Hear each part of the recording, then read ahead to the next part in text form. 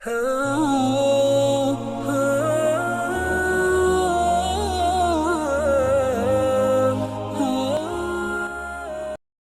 حدیث پاک میں آتا ہے جبریل علیہ الصلوۃ والسلام آ کے ایک بد دعا کرتے ہیں، ہلاک اور برباد ہو جائے وہ آدمی کہ رمضان شریف کا مہینہ پائے پھر بھی بخشش نہ ہو جائے۔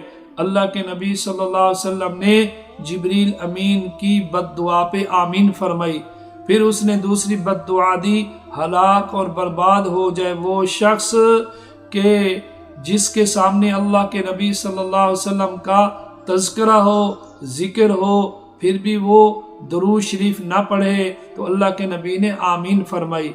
پھر تیسری بد دعا کی جبریل امین علیہ السلام نے، ہلاک اور برباد ہو جائے وہ شخص کے والدین بڑھاپے کے اندر موجود ہیں، یعنی اولاد خدمت کر کے والدین کی جنت حاصل نہ کرے تو ان کے لیے ہلاکت اور بربادی ہو۔ اللہ کے نبی صلی اللہ علیہ وسلم نے اس بد دعا پہ آمین فرمائی۔